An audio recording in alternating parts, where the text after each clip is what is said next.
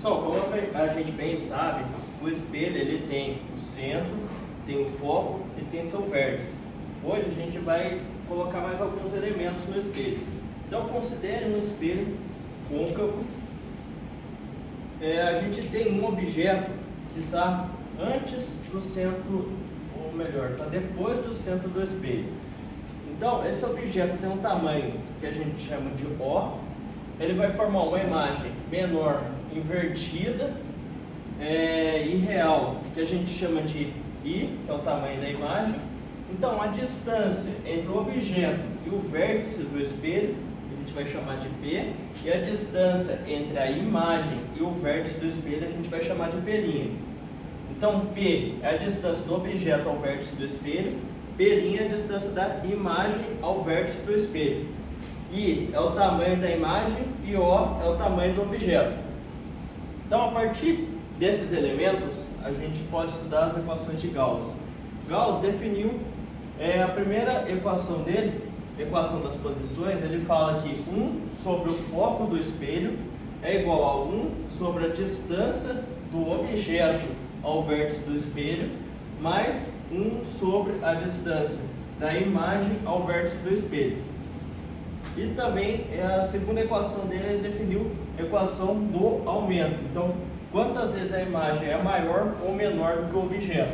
Então, o tamanho da imagem sobre o tamanho do objeto é igual a menos a distância da imagem ao vértice do espelho dividido pela distância entre o objeto e o vértice do espelho.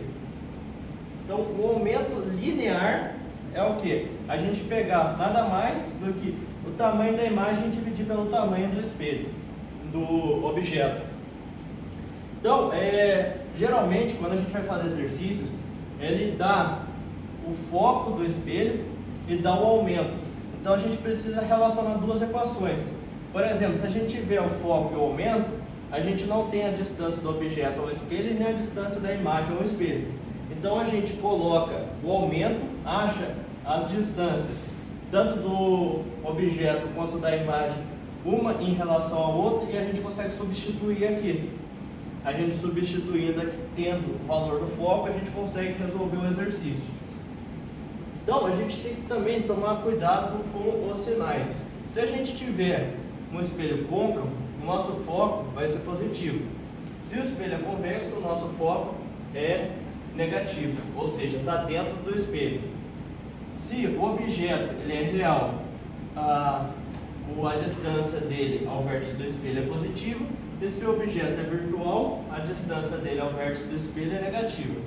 A imagem é a mesma coisa. Se a imagem é real, o P' vai ser positivo. Se a imagem é virtual, o P' vai ser negativo.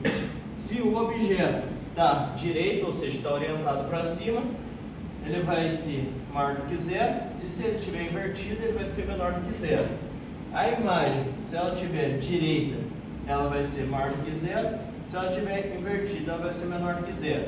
E o aumento, se a imagem estiver direita em relação ao objeto, isso só acontece quando a imagem é virtual, a gente vai ter um aumento positivo. E se a imagem estiver invertida em relação ao objeto, ou seja, quando a imagem for real, a gente vai ter um aumento negativo. Isso daqui serve para que, se a gente bater o olho e ver o sinal positivo ou o sinal negativo, a gente pode supor se a imagem é real ou virtual, se o espelho é côncavo ou convexo. Então serve nada mais, nada menos do que para a gente facilitar o processo. A gente bate o olho, o foco é positivo, a gente já sabe que o espelho é côncavo. O foco é negativo, o espelho é convexo.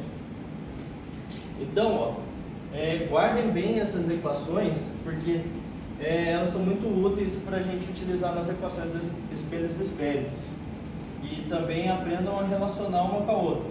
Se eu tiver o aumento, eu consigo fazer o P' em relação a P, tanto P quanto em relação ao P', e substituir na equação de cima e assim por diante. Tudo bem?